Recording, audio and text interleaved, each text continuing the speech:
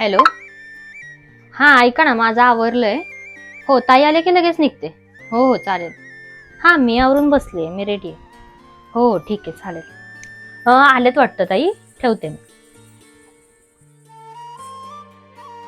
हो ताई आलात. हो.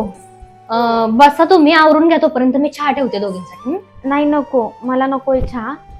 का हो, दमलात का? बरं मग आवरून घ्या पटकन, आपल्याला घर बघायला जायचंय, माहिती ना तुम्हाला, आपलं स्वप्न पूर्ण होतंय. तुम्ही जाऊन या, मी नाही येत.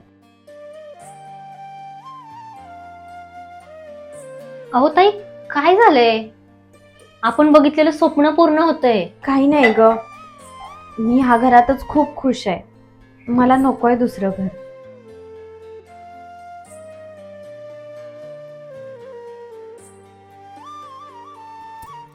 ताई, अहो काय बोलताय? आमचं काही चुकलंय का?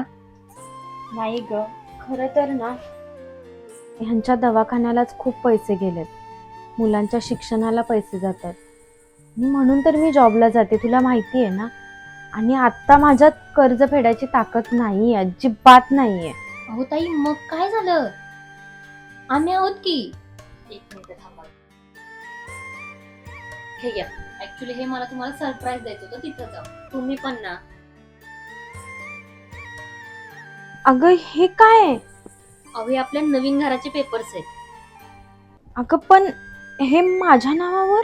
अहो ताई, आमच्या वाईट वेळात तुम्ही आमच्या पाठीशी खंबीरपणे उभं राहिलात, आणि आता आमची वेळ आली आहे तुमच्या पाठीशी उभं राहायची.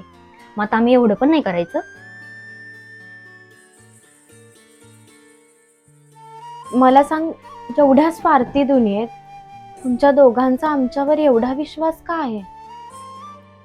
अहो ताई, तुम्ही आणि भाऊजी आमच्यासाठी आई वडिलांसारखेच आहात, आणि आई वडिलांवर अविश्वास दाखवण्याचा प्रश्न येतोच कुठे? दीप्ती, खरं तर मी खूप लकी आहे, मला तुझ्यासारखी छोटी जाऊ मिळाली आहे. आणि मी खूप खूप लकी आहे, कारण मला मोठी जाऊ आईसारखी मिळाली. खरंच, नाती जपली तरच ती टिकतात. हिया चलता है दिन ढलता है रात आती